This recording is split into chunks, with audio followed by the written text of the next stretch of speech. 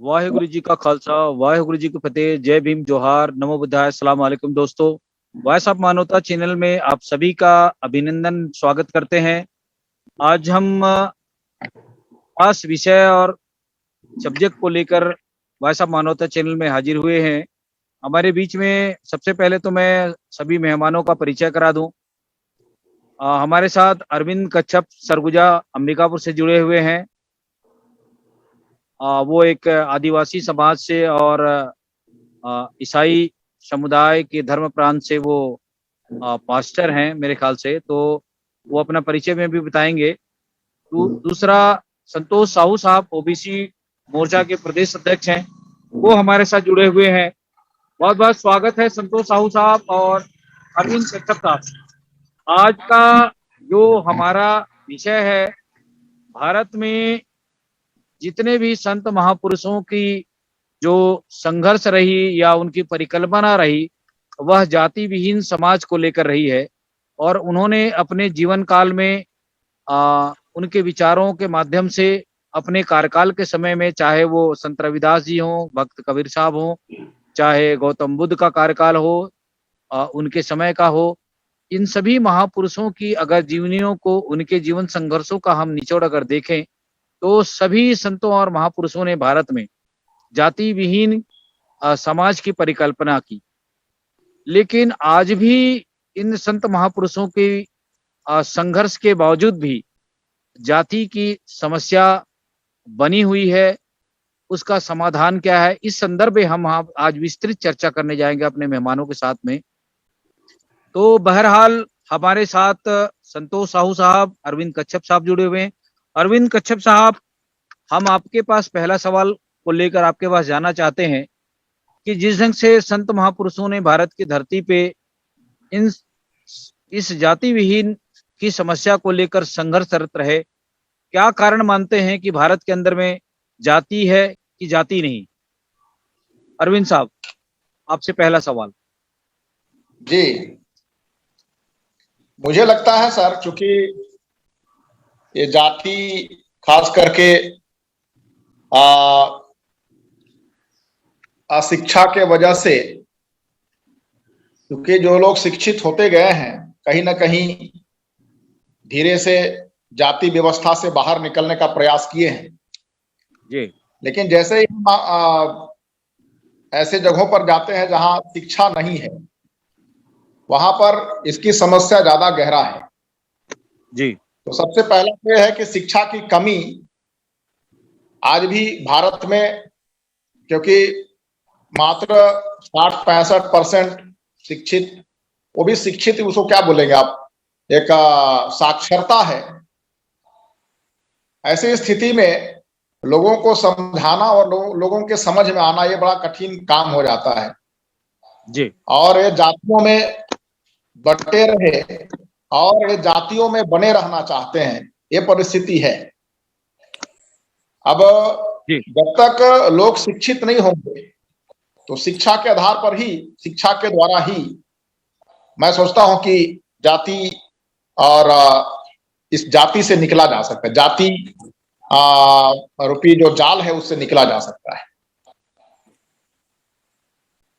जी जी, बहुत शुक्रिया अरविंद कच्छप साहब। हम और आपके पास जाएंगे और सवालों को लेकर। मैं संतोष साहू एडवोकेट, जो ओबीसी मोर्चा के प्रदेश अध्यक्ष हैं और समाज में लगातार अपनी विचार रख करके इस जन समस्याओं को लेकर अपनी संघर्ष लगातार जारी रखे हुए हैं।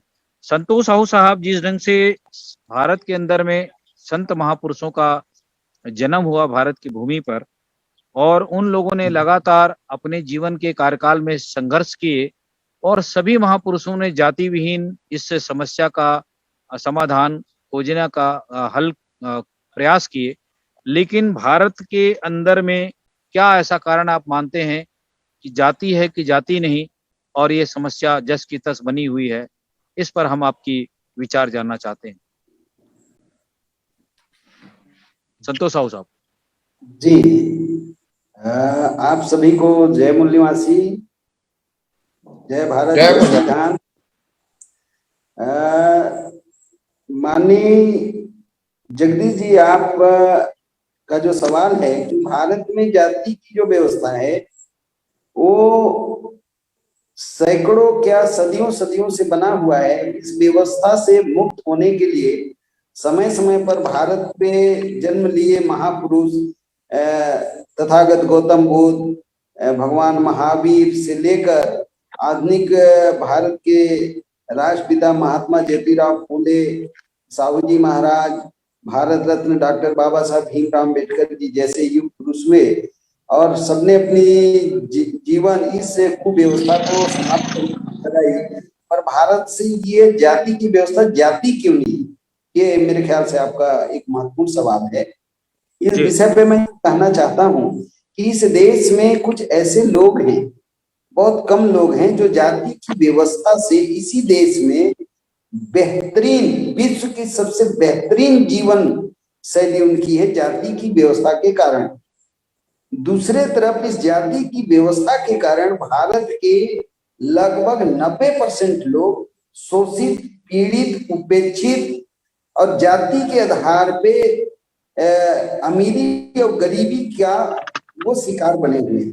तो जो लोग जाति के नाम पे उच्च हैं वो जाति को निरंतर बनाए रखना चाहते हैं, और जो लोग जाति के नाम पर अपमानित हैं, शोषित हैं, पीड़ित हैं, उपेक्षित हैं, शिक्षा से वंचित हैं, ज्ञान विज्ञान से जाति के नाम पे कट गए, जाति के नाम से तरह तरह के अत्याचार और शोषण का सामना उनको आए दिन इस देश में करना पड़ता है। पर एक बात है, माननीय अरविंद कच्छप जी के बात से मैं सहमत हूं कि भारत में जब तक पूर्ण रूप से एक अच्छी शिक्षा, ज्ञान और विज्ञान से अभिप्रेरित शिक्षा का जब तक विकास नहीं होगा, शायद जाति नाम का जो कोड है भारतीय समाज में, इसको समय समय पे हमारे महापुरुषों ने इसको चुनौती के रूप में स्वीकार कर कार्य किया है, पर अभी तक ये भारत में बना हुआ है। ये मूलतः भारत कृषि प्रधान देश है और भारत में जाति पे आधारित शिक्षा दी जाए कि ये जाति कहाँ से आई, क्यों आई, कब आई, कौन लोग लाए, कैसे लाए और इसका इस देश के समाज में क्या प्रभाव पड़ा, इसके ऊपर खुलकर विस्तृत चर्चा शायद हो, तब ये जाति नाम की जो व्यवस्था है ये भारतीयों को पता चलेगा कि मूलतः जाति जानवरों में है, पक्षियों में है, वनस्पति में है, इंसानों में जाति नाम की कोई व्यवस्था नहीं है। पर इसको बड़े चालाकी से कई आक्रांता जो भारत में आए, इस देश की ताकत को खंडित करने के लिए इंसानों के ऊपर जाति की व्यवस्था, जो जानवरों की व्यवस्था थी, वो इंसानों के ऊपर थोप दिया गया और इसको वो समय समय पर और मजबूत बनाने में लगे रहे। जी, बहुत शुक्रिया संतोष साहू साहब, क्योंकि आपने कम शब्दों में पूरी मूल बातों को रखी है।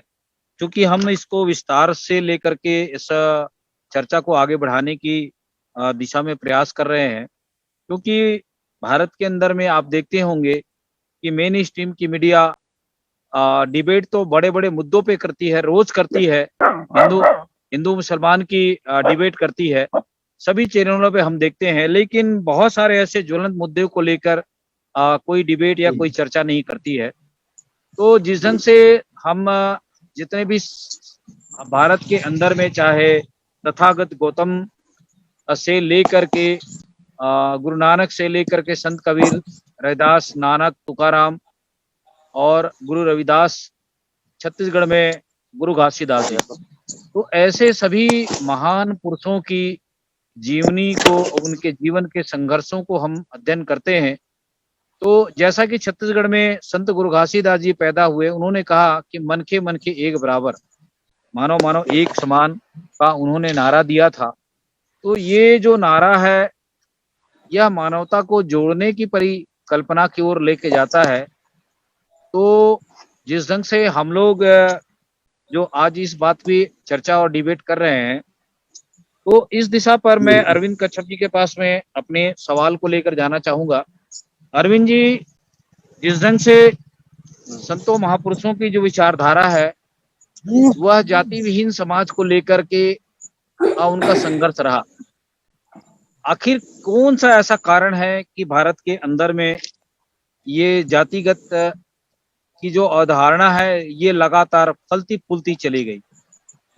इसका कारण क्या मानते हैं, और निदान के संदर्भ में भी हम आपसे जानना चाहेंगे।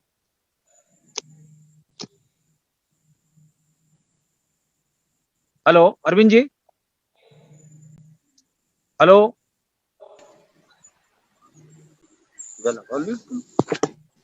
भगवान दास जी, आप हमारी आवाज जा रही है आपके पास? जी भैया जी। हमारे साथ अरविंद कच्छप जी जुड़े हुए थे। रीता जी, हमारी आवाज आ रही है आपको? हेलो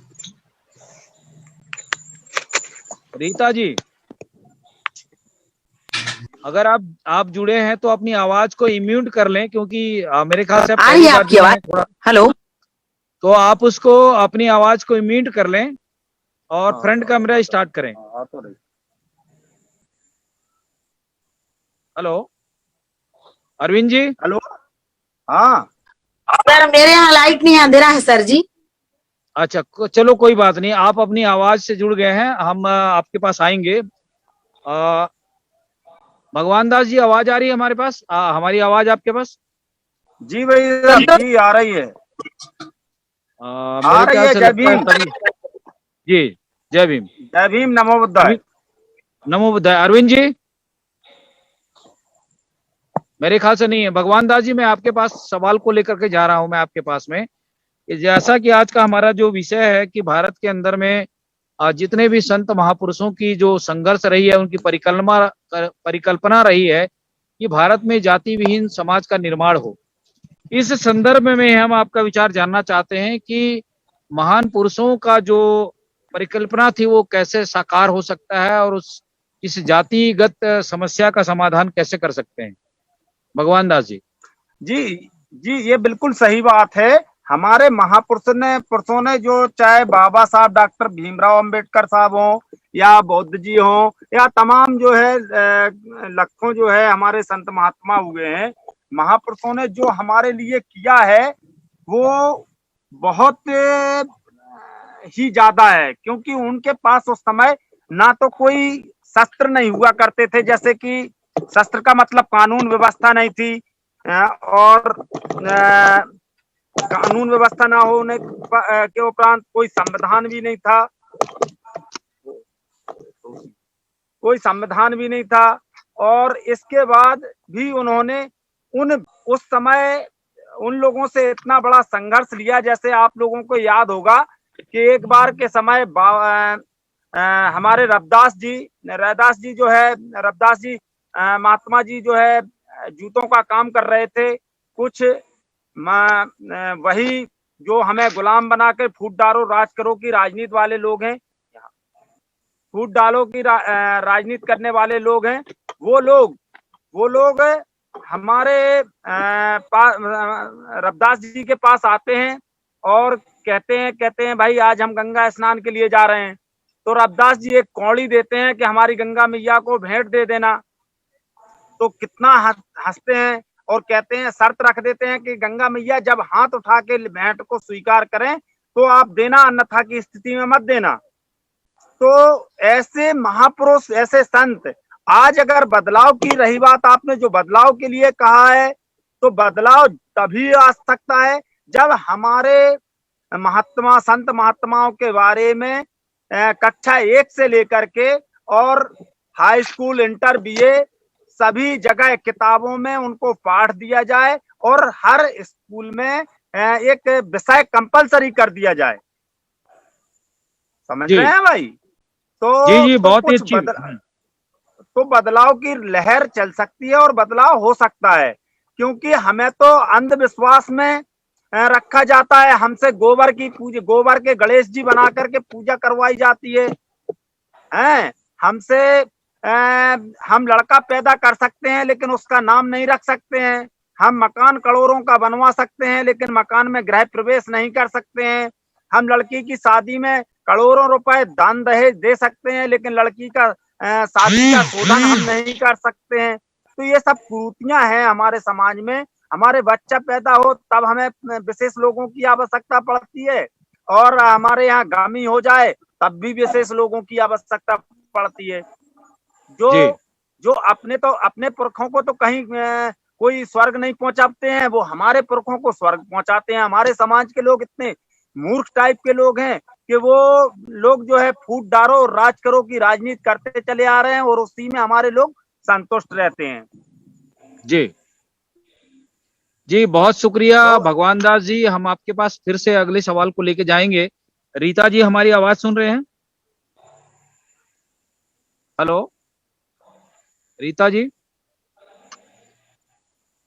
रीता जी अपनी आवाज की आवाज संतोष साहू के माध्यम से मैं जुड़ी हूँ, संतोष साहू जी के माध्यम से। जी नहीं, जी हम ठीक है, आप हमारे इस प्रोग्राम में आपका बहुत स्वागत है। रीता जी, आप अपना परिचय बताएं, और जिस ढंग से हमारा जो आज का विषय है, अभी आप सुन रहे थे संतोष साहू जी को, अरविंद कच्छप जी को और भगवान दास जी को। तो ये जो अभी चर्चा चल रही है, इस संदर्भ में हम आपसे जानना चाहते हैं कि एक तो आप महिला हैं, और नारियों के बारे में आपने एक स्लोगन सुना होगा कि ढोर गंवार शूद्र पशु नारी ये सब ताड़न के अधिकारी। तो इस संदर्भ में हम आपके पास आपकी प्रतिक्रिया जानना चाहते हैं। आप अपनी आवाज को म्यूट करें। हेलो रीता जी, अपनी आवाज को म्यूट करें और बोलें। जी सर। अपनी बात रखें। हेलो आप बोले, अपनी बात रखें, आवाज आ रही है। जी सर, आप लोग जितनी बातें आपका जिस नेटवर्क में मुद्दे कोई को लेकर बातचीत कर रहे हैं वो, जी जी नेटवर्क प्रॉब्लम है, आवाज रीता जी आपकी आप आवाज मेरे लोगों ख्याल ने से जिस मुद्दे को नहीं, अपनी चले बोले, आप सुनिए, आवाज आ रही है। आप लोगों ने जिस मुद्दे को लेकर बात जो कर रहे हैं वो सचमुच में विचारणीय है हमारे समाज के लिए, और मैं समर्थन करती हूँ आप लोग। इसके लिए हम लोगों को जो है गांव-गांव में जागरूकता लाने की जरूरत है, और हमारे समाज के लोगों को विशेष करके तो हमारे पास अगर कोई हथियार नहीं रहेगी तो हम लड़ेंगे कैसे, अपने अधिकार को कैसे ले पाएंगे। तो मुझे लगता है कि हमारे समाज में देखा जाए कि महिलाओं को अभी तो बहुत बदलाव आ रहा है, लेकिन हम लोग को बहुत ज्यादा बदलाव लाने की जरूरत है कि महिलाओं को पढ़ाने लिखाने की जरूरत है। आप देखिए, मुझे लगता है कि महिलाएं जो हैं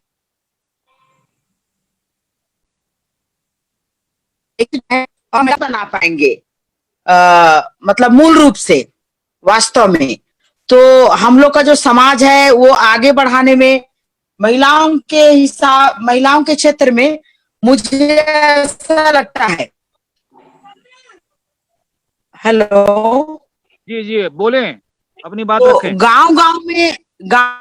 गांव में जैसे आप लोगों ने इस प्रकार की जो मीटिंग में जो जानकारी बता रहे हैं, खैर आप लोग ऊपर लेवल की के हिसाब से आप लोग मीटिंग रखे, तो इसी बात को जैसे संतोष जी बता रहे थे, मैं बहुत बात को तो नहीं सुन पाई, नेटवर्क में कट गया था।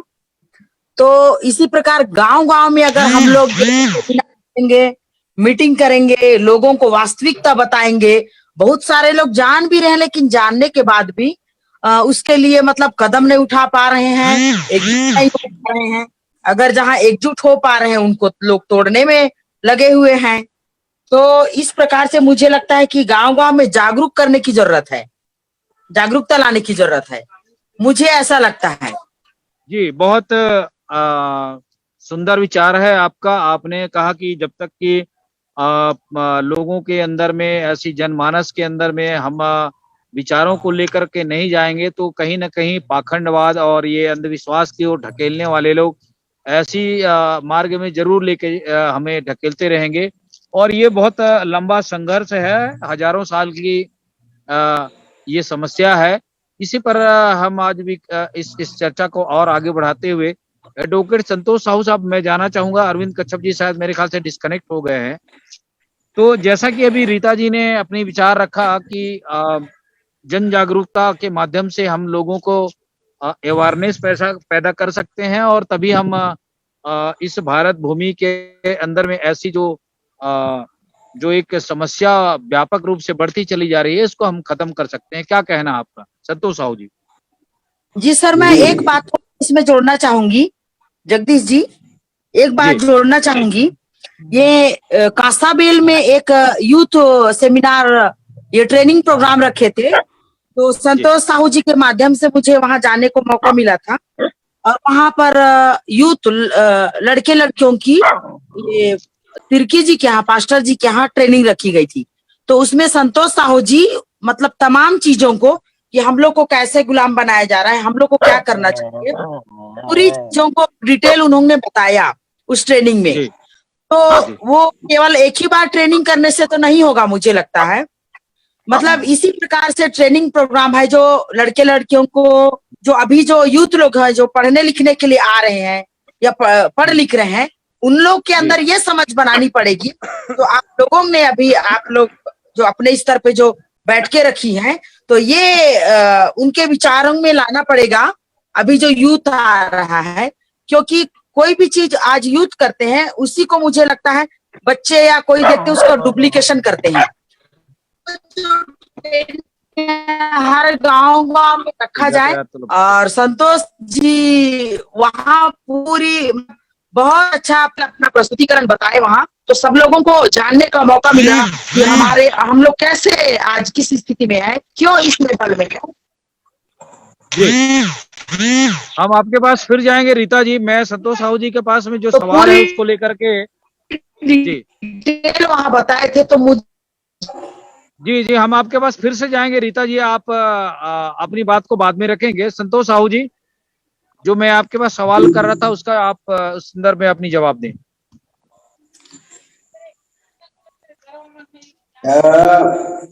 बहुत सारा बात अभी यहाँ पे हो रहा था, मैं उसको सुना हूँ।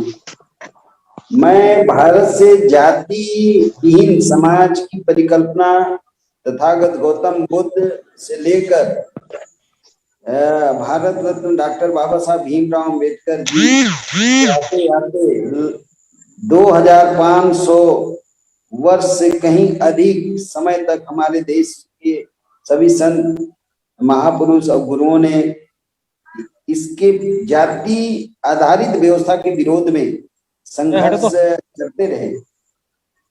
फिर भी भारत से जाति की व्यवस्था टस से मस नहीं हो रहा है। इसको कैसे दूर किया जाए, ये आपका एक बहुत अहम बात है।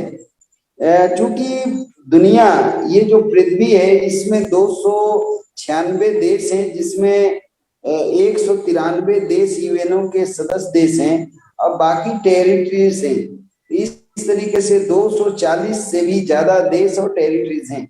उसमें जाति नामक व्यवस्था सिर्फ मूल रूप से भारत में पाया जाता है।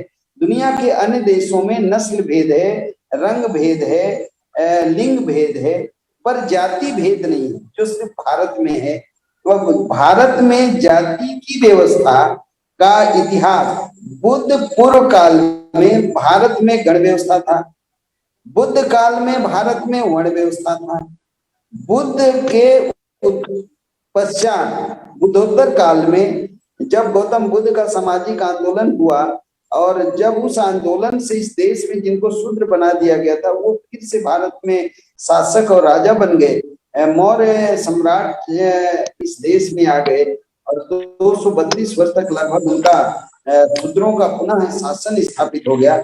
लेकिन प्रतिक्रांति जब हुई, पुष्य शुंग नाम के मौर्य सम्राट बृहद्रथ के प्रधान सेनापति पुष्य शुंग, जो ब्राह्मण थे, ब्राह्मण वर्ण या जाति से वो बिलोंग करते थे, वो अपने ही सम्राट को धोखे से हत्या कर जब प्रतिक्रांति किए, तो बुद्धोत्तर काल का ये परिणाम है, प्रतिक्रांति का परिणाम है भारत में जाति की व्यवस्था।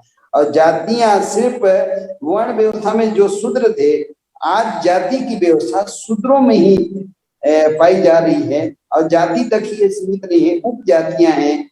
इस तरीके से बुद्ध पूर्व काल, बुद्ध काल और बुद्ध के पश्चात का जो सारा बात है उसको इस देश में बहुत बारीकी से जो विद्वानों के द्वारा जानकारी देश और समाज को दी जा रही है, उसकी जरूरत है। जी बहुत शुक्रिया संतोष साहू साहब। मैं भगवान दास जी के पास फिर से जाना चाहूंगा। भगवान दास जी, अभी आप हमारे अन्य वक्ताओं की बात आप सुन रहे थे, उनके विचारों से आप कितना सहमत हैं, और जिस ढंग से आपने गुरु रविदास जी की विचारों को लेकर आपने अपनी बात को खत्म की थी, मैं उसको और आगे ले जाते हुए आपसे ये सवाल करना चाहता हूं कि जिस ढंग से गुरु नानक जी से लेकर संत कबीर दास जी ने अपने जीवन काल में जो संघर्ष किया और जाति विहीन समाज की जो परिकल्पना को लेकर लगातार संघर्ष करते रहे, उस संदर्भ में मैं आपसे फिर से अगला सवाल करना चाहता हूँ। नहीं, बिल्कुल भगवान दास आपकी जी। बात सही। हाँ जी, आवाज नहीं आ रही है क्या? आ रही, बोले।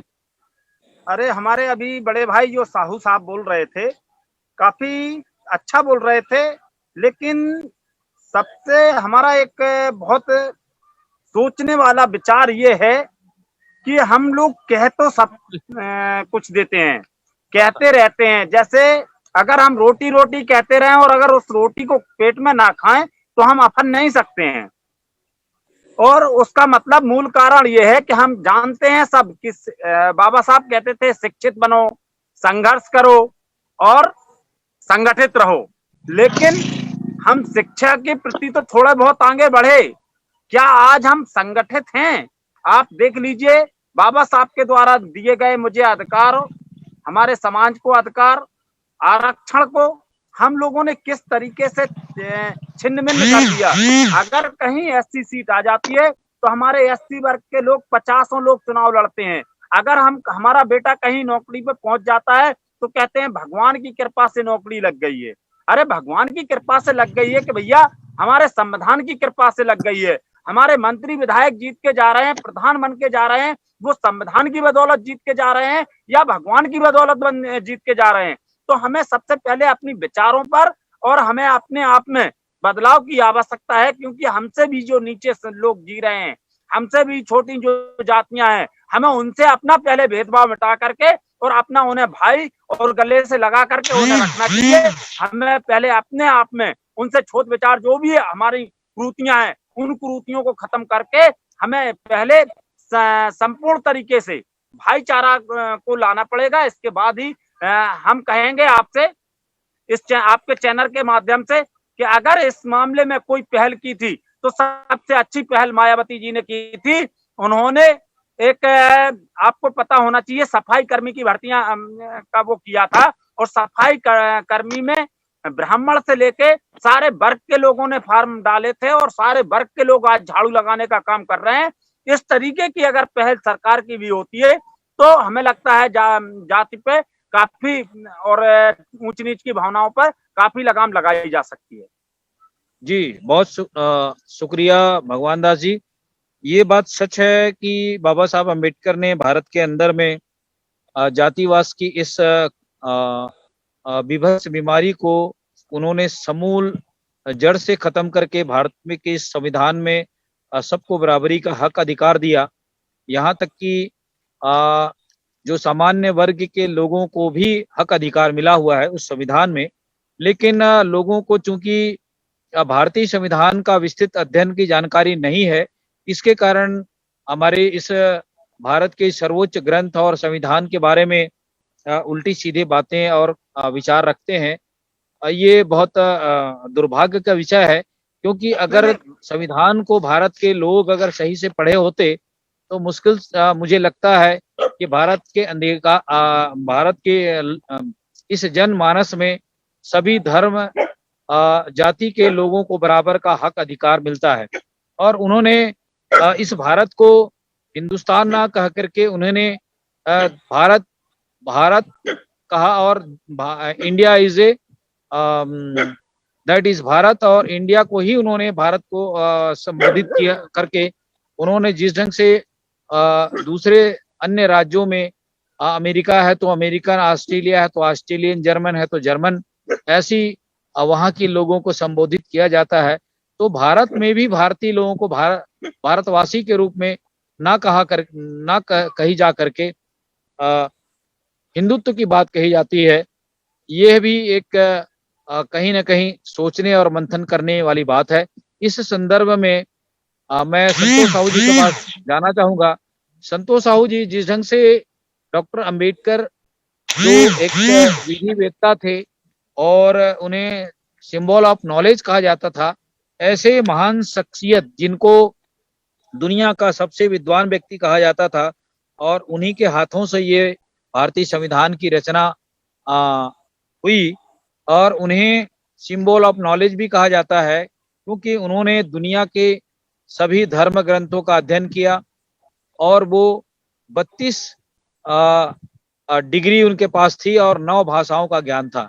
ऐसे महामानव जिनके बारे में लोगों की गलत धारणाएं हैं, और उन्होंने इस भारत की भूमि पर जो संविधान देकर सभी लोगों को हक अधिकार, सभी को सम्मान पूर्वक जीने का अधिकार दिया और सत्य के राह में चलने का जो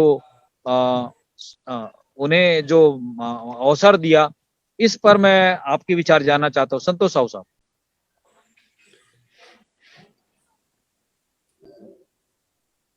संतोष जी, हमारी आवाज सुन जी। महामानव भारत रत्न डॉक्टर बाबा साहब भीमराव अम्बेडकर जी के द्वारा इस देश की सामाजिक बीमारी को मूल रूप में बाबा साहब समझे और सच्चे मायने में भारतीय समाज के ओरिजिनल अगर कोई सामाजिक डॉक्टर हुए तो वो कोई और नहीं, महामानव भारत रत्न डॉक्टर बाबा साहब भीमराव अम्बेडकर हुए।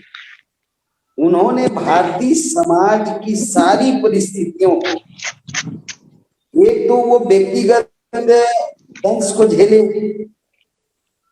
देश के अंदर झेले, और जब उनको देश के बाहर जाके पढ़ने का मौका मिला तो विदेश से के लोगों को भी देखे, वहां की व्यवस्था को देखे, इंसानों का क्या वैल्यू है वो उनको जीवंत ये बात मालूम हुआ। और वो भारत में जिस तरीके से व्यवस्था थी, वो बाबा साहब के बारे में सर्वविदित है कि भारत में इतने बड़े प्रकांड विद्वान को पानी के लिए आंदोलन करना पड़ा। भगवान ईश्वर सभी को बराबर जन्म दिया है, हम भी उसका पूजा अर्चना आराधना कर सकते हैं, हम भी इंसान हैं। इस बात को प्रमाणित करने के लिए कालाराम मंदिर में, मंदिर के बाहर उनका ये आंदोलन करना पड़ा, जिसमें बाबा साहब को उस मंदिर प्रांगण में पूजा पाठ ईश्वर भगवान का आराधना करने न देने के विरोध में बाबा साहब को के ऊपर डंडे बरसाए गए, पत्थर बरसाए गए। तो ये प्रमाणित हो गया कि भारत में जाति को देखकर भगवान कृपा करते हैं। जाति, भारत में जाति को ईश्वरकृत घोषित कर दिया गया कुछ षड्यंत्रकारियों के द्वारा, जबकि जाति मनुष्य के द्वारा बनाया हुआ व्यवस्था, ये प्राकृतिक व्यवस्था नहीं है, ईश्वरीय व्यवस्था नहीं है। कोई भी दुनिया में, विश्व या संसार में ऐसी ताकत नहीं है जो मनुष्य को जाति के रूप में पैदा करे। हर मनुष्य, हर इंसान, हर मानव समान रूप से माँ के उदर में 9 महीना उसका जो प्रक्रिया है, हम सब लोग अपनी माँ के तन से जन्म लिए। दुनिया में कोई ऐसा इंसान नहीं है जो अलग तरीके से उसका धरती में अवतरण हुआ हो। अगर प्रकृति हमारे साथ भेदभाव नहीं करता है तो इंसान हमारे साथ कैसे भेदभाव कर सकता है। ये सारी बातों को डॉक्टर बाबा साहब भीमराव अम्बेडकर जी को बखूबी ज्ञान था। उन्होंने जो बात बताए कि हमें उनका जो नारा है उसमें ही भारत का सारा पाठ टिका हुआ है कि हम अपने लोगों को शिक्षित करें, जब वो शिक्षित होंगे इसके बाद हम उनको संगठित करें, और जब हम संगठित हो जाएंगे तब हमको हमारे संवैधानिक अधिकारों के लिए संघर्ष करना होगा। और हमारा संघर्ष हमें संवैधानिक दायरे में रहकर कानून का पालन करते हुए करना होगा। ये जो 3 वाक्य है, शिक्षित करो, संगठित करो और संघर्ष करो, वो भी संवैधानिक दायरे में रहकर कानून का पालन करते हुए बाबा साहब का ये जो स्लोगन है, ये भारत के लोगों को अभी भी दिशा दे रहा है, आगे भी दिशा देगा। और आज का जो ये कार्यक्रम चल रहा है, इसका विषय है कि भारत में जाति की व्यवस्था को जो है क्या भारतीयों के हित में है। अगर ये भारतीयों मूल निवासियों के बहुजन समाज के विरोध में है, तो ये इस व्यवस्था के लिए समय समय पर इतने बड़े बड़े आंदोलन हुए संतों के द्वारा, गुरुओं के द्वारा, महापुरुषों के द्वारा, फिर भी ये जाति भारत से जाति क्यों नहीं है, ये टस से मस क्यों नहीं हो रहा है। तो इसका एक बहुत बड़ा कारण है कि भारत में कुछ चुनिंदे लोगों को जाति की व्यवस्था से फायदा है और बहुसंख्य लोगों को जाति की व्यवस्था के कारण बहुत बड़ा अमानवीय जीवन जीने को वो विवश है। पर जाति की व्यवस्था के ऊपर ये जाति कैसे आई, क्यों आई, कहां से आई, कब लाया गया, कैसे लाया गया, इसका एक विस्तृत चर्चा होनी चाहिए। और हम ये बात में पूर्व में भी जो बातें आई थी कि भारत में जाति की व्यवस्था जानवरों से ली गई व्यवस्था है, जो इंसानों के ऊपर थोप दिया गया है। क्योंकि भारत में शेड्यूल कास्ट में 1500 जाति हैं, हर जाति का लगभग 12 उपजाति है। शेड्यूल ट्राइब में लगभग 850 जातियां हैं, हर जाति में कई उपजातियां हैं। ओबीसी में 3743 जातियां हैं, हर जातियों में 12 उपजाति, उससे भी आगे उपजातियां हैं। और यहाँ तक कि अभी कुछ 5-10 साल के अंदर, 5-10 वर्षों के अंदर जाति में आपस में रोटी बेटी के संबंध बनाए जा रहे हैं। नहीं तो जाति के अंदर जो उपजातियां हैं उसमें भी आपस में रोटी बेटी एक साथ बैठ के हम खाना नहीं खा पाते थे, एक ही देश के लोग। तो ये बहुत जटिल समस्या है भारत में। जाति देखकर सम्मान हो रहा है, जाति देखकर अपमान हो रहा है। आज अगर हम नीच जाति में हैं तो हमारी माँ को लोग गाली दे रहे हैं, क्योंकि हम तो हमारी माँ से पैदा हुए। तो इसका ये मतलब हम नीच क्यों हुए, हमारी माँ नीच है, इसका ये मतलब है। ऐसा इस समाज में बताया गया है। तो इसको वैज्ञानिक दृष्टिकोण से महापुरुषों का जो दृष्टिकोण है, साहू जी देखिए, हम लोग, ये तो आपकी बात बिल्कुल सही बात है बड़े भाई, लेकिन हमें इस शब्द को नहीं कहना चाहिए कि हमारी माँ को, क्योंकि माँ के बराबर किसी का दर्जा नहीं होता है। हम लोगों की यही भूल है कि हम अपने माँ बाप को भूल करके और कुछ चंद लोगों ने, जिन लोगों ने जातियां बना के और हमें विभिन्न तरीकों से बांट रखा है, और वे फूट डालो राज करो की राजनीति वालों ने, हमारी अगर रोटी बेटी के रिश्ता एक होते, अगर हमारे एक साथ खाना पीना होता, तो हम आज सत्ता में होते। हमसे सत्ता छीनने का जी लेकिन आज अगर मैं नीच जाति का हूं तो मेरा जन्म तो मेरी माँ से हुआ। नहीं, हम आज तो मैं नीच हूँ, आप मान क्यों रहे हैं? आप तो जो लोग मुझे नीच बोल रहे हैं, इसका मतलब कि वो लोग मेरी माँ को नीच बोल रहे हैं, हमारी पूरी व्यवस्था को नीच घोषित करके रखे। आप बताइए, पढ़े लिखे आदमी का एक गिलास पानी जो हमसे भी ज्यादा सुंदर दिखाई पड़ रहा है, पर उसकी गलती है कि वो इस देश की जाति व्यवस्था के आधार पे नीची जाति का पैदा हुआ। हमसे भी तंदुरुस्त है, सुंदर है, काबिल है, सब है, और उसको ये कहा जाए नहीं आप ये पानी को स्पर्श कर लिए, छू लिए, आपका एक गिलास पानी भी हम नहीं पी सकते। क्या बीतता है हम लोगों के दिल में, ये गौर करने वाली बात है। जी बहुत शुक्रिया। आपका एक गिलास पानी भी नहीं चलेगा, आपके घर का मैं खाना नहीं खा सकता, आप कच्चा खाना हम नहीं खा सकते, आपके मिठाई पकवान दान दक्षिणा हम खा सकते हैं, पर आपके बने घर का भोजन हम नहीं करेंगे। इससे बड़ा अपमान एक देश में रहकर एक लोगों के साथ होना चाहिए क्या? जी बहुत अच्छी बात को लेकर मुसीबत है कि बड़े बड़े साहब हम आपके पास और मुसीबत झेलना पड़ रहा है। साहू जी हम आपके पास और जाएंगे, हमारे साथ 2 मेहमान और जुड़े हुए हैं। सईद नकवी साहब, बहुत बहुत स्वागत है। वाहेगुरु जी का खालसा, वाहेगुरु जी की फतेह। और हमारे साथ विजेंद्र सिंह जी भी जुड़े हुए हैं, उनका भी बहुत बहुत स्वागत है। मैं अगले सवाल को लेकर विजेंद्र सिंह के पास चर्चा के लिए मैं जाना चाहूंगा। विजेंद्र सिंह जी, हमारी आवाज आ रही है आपको? हाँ, आपकी बात सुन रहा हूँ बहुत अच्छी तरह से। धन्यवाद आपको, बहुत बहुत जी धन्यवाद। बहुत स्वागत है, बहुत स्वागत है सर। मेरा एक निवेदन है कि जब कोई स्पीकर बीच में बोल रहा हो तो आप ये निवेदन कर दिया करें कि उनको टोका ना जाए, जो भी है उन्हें कहना है उसके बाद ही कहें, क्योंकि इसमें नहीं वो बिल्कुल सही है। मैं आपकी बात को काट नहीं रहा, लेकिन बीच में नहीं टोकना चाहिए। तो एक तारतम्य होता है ना बात का, वो टूट जाता है। जैसे साहू जी कह रहे हैं, कुछ कहना चाहते हैं, वो जो मेन उससे आपको पूरा मौका में दिया जाना चाहिए। मेरा निवेदन ये है कि मौका पूरा दिया जाना चाहिए, लेकिन टोकना नहीं चाहिए बीच में। और क्षमा चाहता हूँ, रहा ये जातिवाद का, जी जातिवाद का मामला है, ये देखिए धर्म से जुड़ा हुआ मामला है और गरीब आदमी को धर्म की बहुत जरूरत होती है। तो और दूसरी बात, जाति और वर्ग का अंतर समझ लेना चाहिए। वर्ग का मतलब आपको आर्थिक रूप से, शिक्षा से, सत्ता से, संपत्ति से बिल्कुल वंचित कर दिया है। किसी भी वर्ग को अगर आप शिक्षा से वंचित कर दीजिए तो अकल से पैदल हो जाएगा वो, और वो जाति को अपने सिर पर मुकुट की तरह लगा के घूमेगा। वो ये समझेगा कि सबसे बड़ी मेरी उपलब्धि यही है कि मैं लात जूते खा रहा हूं इनके, ये तो मेरा धर्म है खाना। तो एक अभियान होना चाहिए कि उनकी आत्मसम्मान को जगाएं, मगर आत्मसम्मान चाहे जितना जगा दीजिए, पेट में अगर रोटी नहीं है, रोजी रोटी का इंतजाम नहीं है, शिक्षा नहीं है, कोई अवसर नहीं है, तो खाली उपदेश देने से तो काम नहीं चलेगा। तो इसका जो आर्थिक भी इसका जो वो है, इसका एस्पेक्ट है, और इसका सामाजिक और धार्मिक एस्पेक्ट भी है। और धार्मिक एस्पेक्ट जब हम डील करते हैं तो हम ये भूल जाते हैं कि इसकी अर्थव्यवस्था धर्म के क्षेत्र में कितनी बड़ी है। अभी एक मंदिर अमेरिका में मैं 200 दलितों को, बेचारों गरीब वर्ग के लोगों को लेकर के ये लोग मंदिर वाले ले गए थे।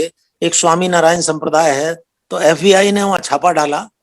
अमेरिका में इतना इस तरह से लूट खसोट की जल्दी इजाजत नहीं दी जाती, तो छापा डाला तो पता चला कि उनको बेचारों को जो मिनिमम, जो कम से कम जिंदा रहने के लिए जो दिया जाना चाहिए, उसका 10% भी उनको नहीं दिया जा रहा था, और उनके पासपोर्ट जब्त कर रखे थे।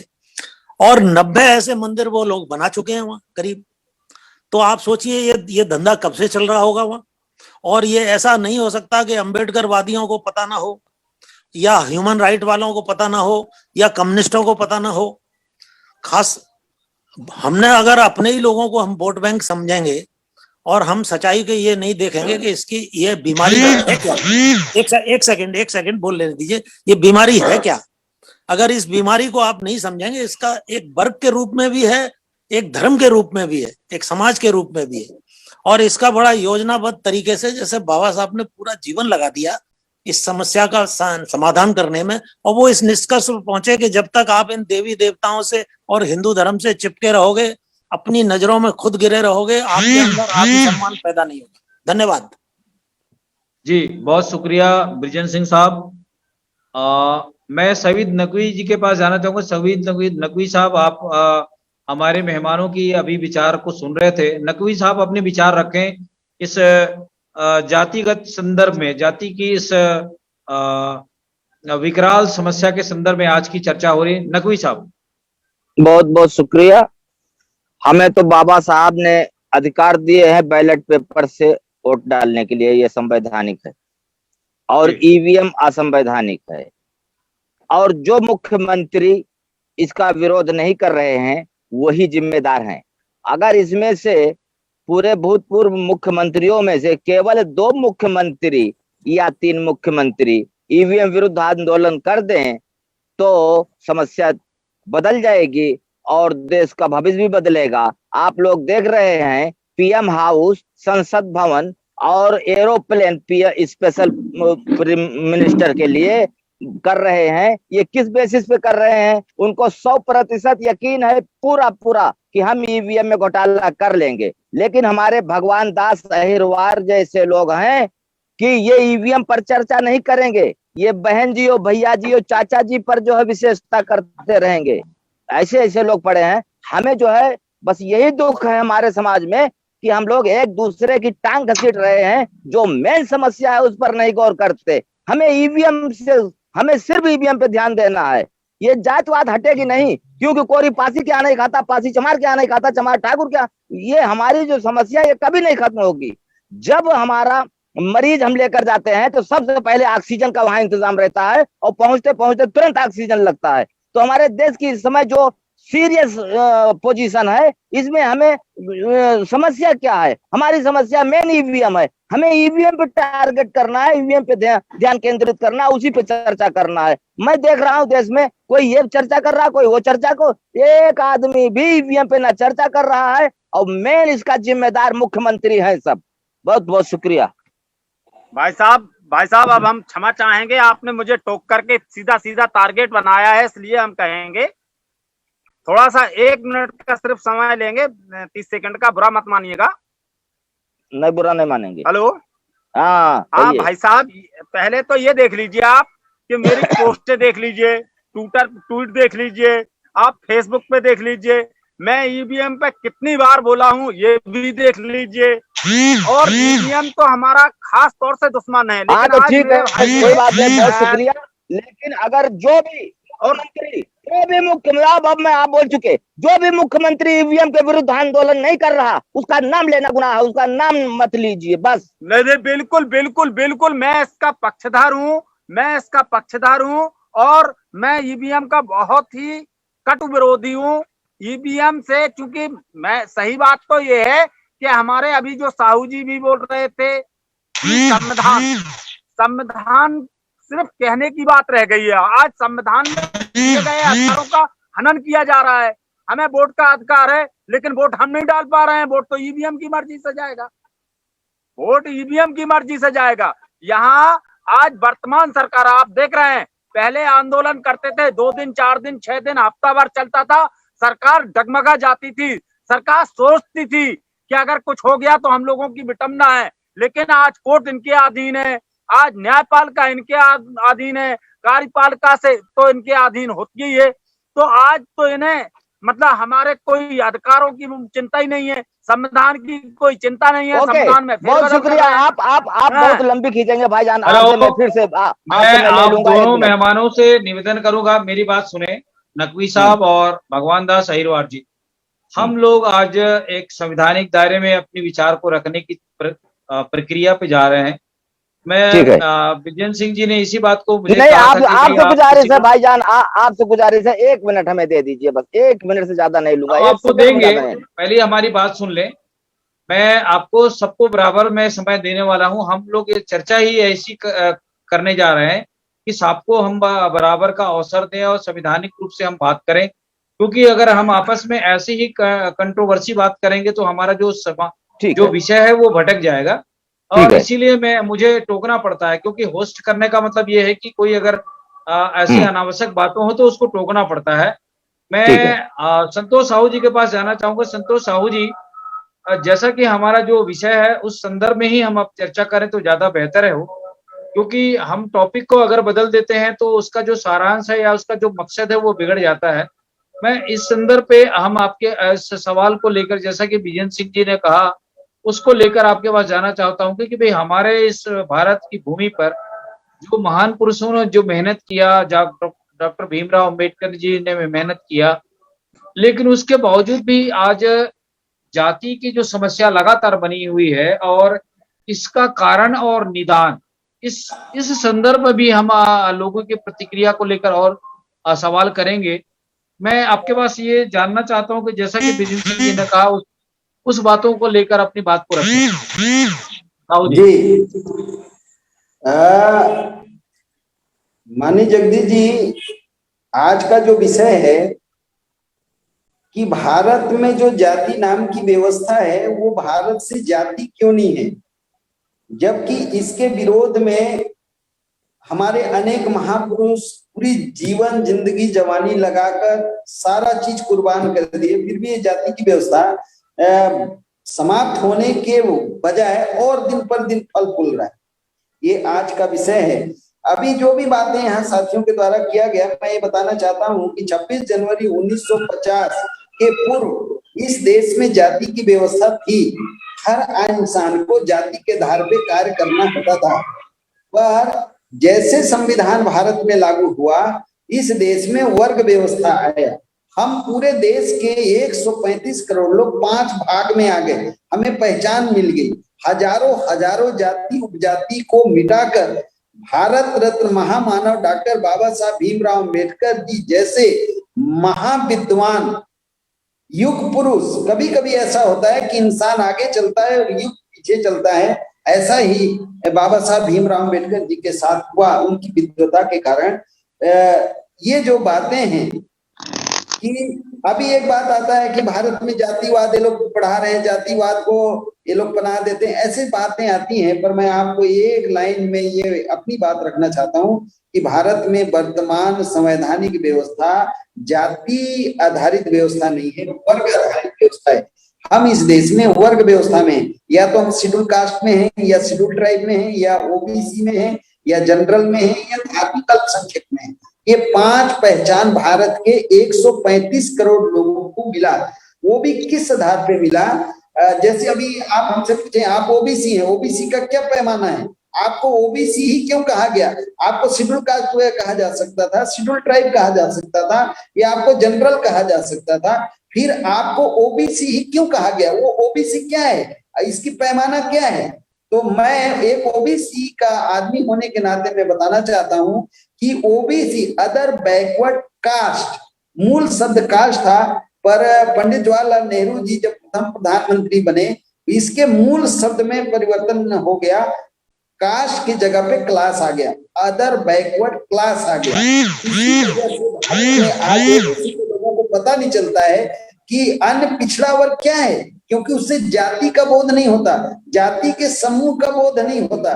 तो इसका जो पैमाना था कि जो जाति सामाजिक रूप से पिछड़ा है, शैक्षणिक रूप से पिछड़ा है, पर वो मनुवादी व्यवस्था में ब्राह्मणी जो सिस्टम है उसमें हम वर्ण व्यवस्था में शूद्र में जातियां बनाई गई और हम सामाजिक रूप से पिछड़ गए, शैक्षणिक रूप से पिछड़ गए। पर ब्राह्मणी सिस्टम के आधार पे हम सछूत हैं, छूने लायक जाति हैं। जैसे मैं तेली जाति का हूँ, मेरा पुरखा तेल का बीज का आविष्कार किया, कैसे उसको तेल निकाला। आज की तरह बिजली, डीजल, पेट्रोल, सौर और बैटरी ऐसे तो होते नहीं थे, तेल से ही सारा चीज। तो अगर उस तेल को अगर ब्राह्मणी सिस्टम के लोग, मनुवादी लोग बोले नहीं ये तेल का छू लिया, इसको हाथ से बनाया, हम उपयोग नहीं करेंगे, तो तेल कौन लाता? कुम्हार है, घड़ा अपने हाथ से बनाए, कैसे मिट्टी लाए, पकाए। आज की तरह तो बर्तन थे नहीं। अगर ब्राह्मणी सिस्टम के लोग बोले नहीं ये कुम्हार है, घड़ा अपने हाथ से बनाया, इस घड़े में हम पानी नहीं पियेंगे, तो घड़ा कौन लाता? इस देश में कोष्टा है, पनका जाति के लोग हैं जो कपड़े का निर्माण किए, बोलते नहीं ये रुई लाया, धागा बनाया, कपड़े बनाए और हाथ से बनाया, हम इसका उपयोग नहीं करेंगे, तो कपड़ा कौन बनाता? ऐसे तमाम जो इस देश में वैज्ञानिक सोच रखने वाले लोग थे, कामगार लोग थे, जो इस देश के विकास में योगदान जिनका था, ऐसे सभी जातियों को जो मनुवादी व्यवस्था है, जो वर्णवादी व्यवस्था है, वो शूद्र बना के रखा और शूद्रों को प्रतिक्रांति के बाद जातियों में बांट दिया गया। तो ये जाति का दंश इतना गहरा है भारत में। आज ईवीएम आया, अरे भारत में लोकतंत्र का पहला चुनाव ही 1952 में हुआ। उससे पहले हम सदियों जाति के नाम पे हमारी जो तबाही है, आज भी गांव में एक पढ़ा लिखा आईएएस हो, आईपीएस हो, आईएफएस हो, आईआरएस हो, कोई इंजीनियर, डॉक्टर, कुछ भी हो, आज भारत गांव का देश है। जब बड़े बड़े बुद्धिजीवी लोग बड़े बड़े शहरों से पढ़ के नौकरियों और ऐसे महत्वपूर्ण पदों से आते हैं, तो गांव में अगर पता चल गया कि फलाने जात का है, तो वहां पे महिलाएं बोलेंगी हैंडपंप या कुआं के पास कि आप थोड़ा सा किनारे हट जाइए, हमको पानी भरना है। अगर बाई द वे वो उसके घड़े को, मटके को, अगर कोई बच्चा, उन्हीं का बच्चा लापरवाही या गलती से छू लिया, वही घड़ा को तोड़ दिया जाता है। ये वर्तमान भारत की सच्चाई है। इतना भयानक ये जो बात है भारत में जातिवाद के ऊपर, जो कि भारत में जातिवादी व्यवस्था है। ये जरूर कहा जाता है कि भारत कृषि प्रधान देश है, लेकिन मूल रूप से अभी भी भारत जाति प्रधान देश है। और जाति के कारण इस देश में एकता नहीं हो रहा है, जाति के कारण भाईचारा नहीं बन रहा है। जाति के आधार पे मैं कई जातियों के बीच में जाता हूँ, ऐसे लगता है जैसे मैं कोई अपराधी हूँ। अलग बैठिए, अलग व्यवस्था होगी आपके लिए। हम उनके जात के अंदर जो कार्यक्रम हो रहे हैं उसमें नहीं बैठ सकते, उसमें शामिल नहीं हो सकते। ये सच्चाई है जी। बहुत धन्यवाद संतोष साहब। हम भाई साहब हेलो जी, कौन हम बोल रहे हैं? जाना चाह रहे, हम भगवान दास अहरवार भाई साहब जाना चाह रहे हैं। दूसरी मीटिंग लगी है, मेरा दूसरा कार्यक्रम है। क्षमा बहुत शुक्रिया चाहते हैं सर, भाई बहुत साहब। शुक्रिया, आज बहुत शुक्रिया अपने हाँ। विचार रखने के लिए, बहुत धन्यवाद। जय जय जय भीम, जय मूल्यवासी जी। जैसा कि आज का हमारा ये डिबेट का समय अंतिम समय की ओर आ रहा है, हम इस प्रोग्राम को संक्षिप्तता की ओर लेके जाना चाहते हैं। बिजन सिंह जी अपनी आवाज को म्यूट कर लें। बिजन सिंह जी, हेलो सर, कर दिया आज साहब, के इस कर दिया। कार्यक्रम को जी चूंकि हमारे एक मेहमान चले भी गए हैं और हमारा कार्यक्रम का समय भी कुछ बचा हुआ है, मैं इस जो विषय है आज का, इसमें जो जितने भी भारत में जो महान पुरुष हुए हैं, चाहे गौतम बुद्ध से लेकर के गुरु नानक से लेकर दशमेश गुरु जी, संत भक्त रविदास, गुरु नानक, संत तुकाराम, जितने भी संत महापुरुषों ने इस विषय को लेकर, इस जाति विहीन समाज की जो परिकल्पना उन्होंने जो देखी थी और अपने कार्यकाल में उन्होंने अपना संघर्ष को इसी पर ही फोकस किया। तो मैं निचोड़ के रूप में इस समस्या जो जस की तस आज भी बनी हुई है, इस संदर्भ में को लेकर भी मैं आपसे चर्चा करना चाहूंगा कि इसका समूल हल क्या हो सकता है। देखिए, मैंने आपको क्षमा करिएगा, मैंने अपनी बात कही थोड़ी सी पूरी आपने नहीं होने दी थी, तो इसलिए, लेकिन टिप्पणी आपने मांग ली उस पर, तो इसलिए वो बात अधूरी सी रह गई थी। मैं समय तो नहीं ले रहा, मैं ये बात कह रहा था आपसे कि एक होता है वर्ग और एक होता है जाति। एक अर्थ हमारी शिक्षा, सत्ता, संपत्ति जितने भी हैं उससे वंचित किए गए हम, वो धर्म के नाम पर किए गए, समाज की व्यवस्था के नाम पे किए गए। इस धर्म और सामाजिक व्यवस्था को कहते हैं वर्णाश्रम धर्म। अब प्रॉब्लम ये है कि ये जो एंटी सोशल सिस्टम है, जो हमको मिलने जुलने भी नहीं देता एक दूसरे से, ये हमने स्वीकार क्यों कर लिया? हम 90% हैं, हमारी मर्जी के विरुद्ध जबरदस्ती तो कोई नहीं लाद सकता हमारे ऊपर, लेकिन हमारी शिक्षा से वंचित करके हमारे माइंड को कंडीशनड कर दिया गया और उस गुलामी को सिर पर लिए हुए घूम रहे हैं हम, और फिर इसके बाद दुश्मनों को गाली देते रहते हैं। हमको अपने को आत्मनिरीक्षण करना चाहिए। ये जो कंडीशन माइंड हमारा हो गया है, इसके लिए बाबा साहब ने एक नारा दिया था, एजुकेट, शिक्षित बनो, संगठित बनो, संघर्ष करो। तो एजुकेट करके, अभियान चला करके इस माइंड की कंडीशनिंग को खत्म किया जाए। अगर आप 10-20% भी खत्म कर लें तो सफल हो। अब आप कहते हैं कि हमारे मुख्यमंत्री जी, हमारे मंत्री जी बोले इस पे, अरे भैया वो अकल से सब पैदल हो चुके हैं, वही लोग तो सब इसको एजेंट बने हुए हैं ब्राह्मणवाद के। आप उन पे छोड़ दोगे तो कहां से यह समस्या का समाधान होना है? ये पूना पैक्ट के बामसेब वाले कहते हैं नाजायज बच्चे हैं गांधी जी के, जेल से पैदा हुए। मैं ऐसे सब तो नहीं इस्तेमाल करना चाहता, लेकिन मैं ये चाहता हूं कि ये जो सामाजिक व्यवस्था है, गलत व्यवस्था है। ये माइंड को जो पढ़ने लिखने नहीं दिया गया है, आखिर वो स्कूल तो, यूनिवर्सिटी तो खोलेंगे नहीं आपके लिए।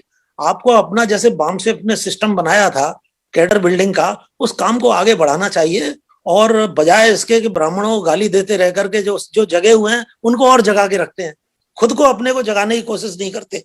तो ये ठंडे दिमाग से, शांतिपूर्वक अपने मेंटल कंडीशनिंग, कोई जबरदस्ती नहीं कर रहा है। जो कबीर ने कहा है कि कहें कबीर नलिनी के सुगना कौन है तू पकड़ो, वो तोता बैठा होता है नल का यंत्र पर, वो उड़ता नहीं है, वो चल रही है चरखी, वो समझ रहा है मुझे पकड़ रखा है। किसी ने नहीं पकड़ा है। आज ये बात सही है। बाबा साहब ने भी आपको सावधान किया था कि ये जो संविधान है ये गोबर के ढेर पर खड़ा है।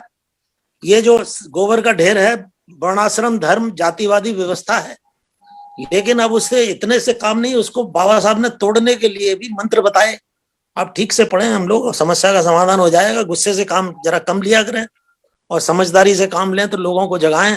जनता हमारे बच्चों की तरह है। हमारे बीच में जो 10% बुद्धिजीवी वर्ग पैदा हो गया है वो हमारे ब्रेन की तरह है। उसकी जिम्मेदारी है कि वो आगे आए।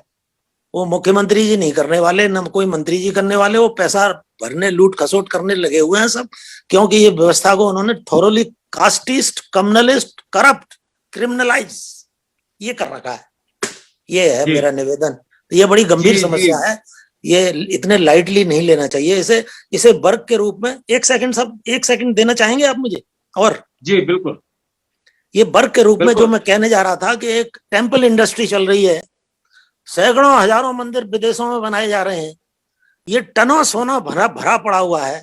बामसेब वालों ने एक लेक्चर सुना था मैंने बामन मेश्राम का कि 3 गुनी मंदिरों की वो जो दौलत है वो गवर्नमेंट ऑफ इंडिया के बजट की 3 गुनी है। टनों सोना भरा पड़ा हुआ है। इस सोने का और इस ताकत का इस्तेमाल काहे के लिए किया जा रहा है आजकल? विदेशों में जैसे FBI ने रेड किया है, यहाँ अमेरिका में विदेशों में मंदिर बन रहे हैं। एक अकेली स्वामी नारायण संस्था है, सैकड़ों मंदिर बना रही है वो। तो अफ्रीका में भी बना रही है, दुनिया में बना रही है। वो गरीबों में कोविड से मर रहे हों चाहे भूखे मर रहे हों, उसे बांटने का इंतजाम नहीं कर रहे।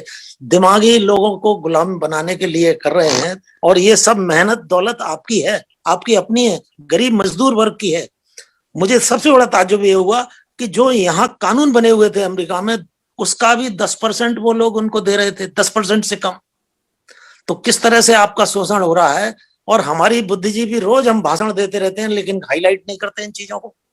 ह्यूमन राइट को भी नहीं है, अम्बेडकरवादी भी हैं, सब हैं। तो इन चीजों को हमें टेकअप करना चाहिए, ये मेरा निवेदन है।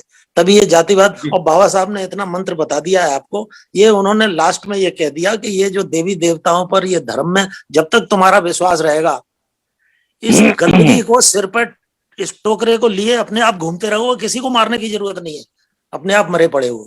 धन्यवाद सर। जी बहुत शुक्रिया ब्रिजेंद्र सिंह जी। आपने बहुत कम शब्दों में बहुत बड़ी बातें हमारे देखने सुनने वालों को कह दी है। मैं संतोष साहू जी आपके पास, चूंकि हमारा कार्यक्रम का समय हमको ज्यादा इजाजत नहीं दे रहा है, 1 मिनट पर अपनी बात को रखें और आज के इस डिबेट को हम संपूर्णता के ले जाएंगे और समाप्त करेंगे। जैसा कि विजय सिंह जी ने कहा है, उसको उस विचारों को लेकर के आपका कितना समर्थन है और उसको क्या मानते हैं? जी मैं बिल्कुल सहमत हूँ। माननीय विजय सिंह जी जो बात कर रहे हैं कि हमको दूसरे का ही कमी और खामी नहीं बताना है, हमको अपना भी आत्मचिंतन करने की जरूरत है। और ये बात सही है कि समय समय पर इस देश की जो व्यवस्था बनी है, बस तो कहना चाहता हूँ कि इस देश में जो व्यवस्थाएं हैं वो पहला भारत के मूल निवासियों का मूल व्यवस्था है गण व्यवस्था। गण व्यवस्था को ध्वस्त करके इस देश में वर्ण व्यवस्था बनाया गया। वर्ण व्यवस्था गौतम बुद्ध के वजह से, तथागत गौतम बुद्ध के आंदोलन के कारण इस देश में क्रांति हुई, पर उसमें शुंग के माध्यम से पुनः प्रतिक्रांति हुई और प्रतिक्रांति का परिणाम भारत में जाति और उपजाति की व्यवस्था आई। पर हमारे महापुरुष महात्मा ज्योतिराव फूले साहू जी महाराज, भारत रत्न महामानव डॉक्टर भीमराव अंबेडकर जी के जीवन काल में इस देश में फिर से क्रांति हुई और इस देश में वर्ग की व्यवस्था अस्तित्व में आई। जाति और उपजाति की व्यवस्था को समाप्त किया गया, वर्ग का व्यवस्था स्थापित किया गया। Schedule caste, schedule tribe, OBC, सामान्य और धार्मिक अल्पसंख्यक के रूप में। और अब इस देश में 2 बातें आ गई, इतिहास के आधार पे, भाषा शास्त्र के आधार पे, पुरातत्व के आधार पे और डीएनए के आधार पे कि इस देश के schedule caste, schedule tribe, backward, OBC और इससे समय समय पे धर्म परिवर्तित लोग एक वंश के लोग हैं। ये कालांतर में एक पुरखे के संतान हैं। भले आज हम जातिवाद में ढकेल दिए गए अज्ञानता के कारण, और मैं पूर्व में भी ये बात रखा हूं कि इस देश में जाति की जो व्यवस्था है वो जानवरों से ली गई व्यवस्था इंसानों के ऊपर थोप दी गई, और इस दर्द को डॉक्टर बाबा साहब भीमराव अम्बेडकर जी, वो भारत के सबसे बड़े सामाजिक डॉक्टर हुए, उन्होंने इस दंश को झेला, सहा और इस देश में वर्ग आधारित व्यवस्था स्थापित की। और अब ज्ञान और विज्ञान के कारण इस देश में सिर्फ दो बातें रह गई, देसी और विदेशी। पर इस देश में विदेशी कौन है, देसी कौन है, ये आगे स्पष्ट हो चुका है। आपके द्वारा भारत के जाति व्यवस्था और उसके दंश को लेकर जो ये कार्यक्रम रखा गया, इसके लिए मैं वॉइस ऑफ मानवता को और आपको बहुत बहुत धन्यवाद देना चाहता हूं, धन्यवाद ज्ञापित करता हूं कि ये इसके ऊपर चर्चा जब तक नहीं होगा, ये बीमारी है, कैंसर से भी घातक बीमारी भारत का जातिवाद है, उसके ऊपर आपने इतना महत्वपूर्ण चर्चा कराया, इसके लिए मैं बहुत बहुत धन्यवाद। जी बहुत शुक्रिया संतोष साहू साहब। मैं शहीद नकवी जी के पास संक्षिप्त बातों को लेकर अपने विचार प्रकट करने के लिए उनसे निवेदन करूंगा। शहीद नकवी साहब 1 मिनट में अपनी बात खत्म करें। बिल्कुल बिल्कुल, मैं तो मुख्यमंत्रियों को ही जिम्मेदार ठहराऊंगा, क्योंकि जितने नागरिक हैं वो किसी न किसी मुख्यमंत्री, किसी न किसी पार्टी से जुड़े होते हैं, तो उनको कैसे जुदा करेंगे और हम कैसे उनको सही रास्ता दिखाएंगे। अब मुख्यमंत्रियों के मुंह पर ताला लगा हुआ है, बिल्ली बनकर बैठे हैं, तो मैं जो कह रहा हूं वो सही कह रहा हूं। और ब्रजेश भाई जो उस पर ऑब्जेक्शन किए हैं कि उनका नाम लेना बेकार है, मैं उस पर दोबारा मैं कहता हूं कि मैंने सही कहा है, उनका नाम बार बार लेना सही है। और बामसेफ जो है, बामसेफ से अच्छा कोई संगठन है नहीं। बहुत शुक्रिया जी, धन्यवाद। आज के इस कार्यक्रम को हम यही समाप्त करना चाहेंगे। आज हमारे साथ जो मेहमान जुड़े हुए थे, उन सभी मेहमानों का अपने अपने विस्तार से जानकारी देने के लिए और अपनी बात रखने के लिए, अपनी कीमती समय हमें इस वॉइस ऑफ मानवता चैनल में देने के लिए जो जुड़े हुए सभी मेहमानों का, जिसमें अरविंद कच्छप साहब, संतोष साहू साहब, रीता जी और शहीद नकवी साहब, भगवान दास अहिरवार जी, सभी का हम बहुत बहुत धन्यवाद करते हैं। आने वाले समय में फिर हम ज्वलंत मुद्दों को लेकर आपके सामने फिर हाजिर होंगे। तब तक वॉइस ऑफ मानवता से आप जुड़े रहें, सब्सक्राइब करें, कमेंट करें और अपनी प्रतिक्रिया दें। वाहेगुरु जी का खालसा, वाहेगुरु जी के फतेह, जय वाहेगुरु जी की फतेह, जय जोहार, जय जोहार।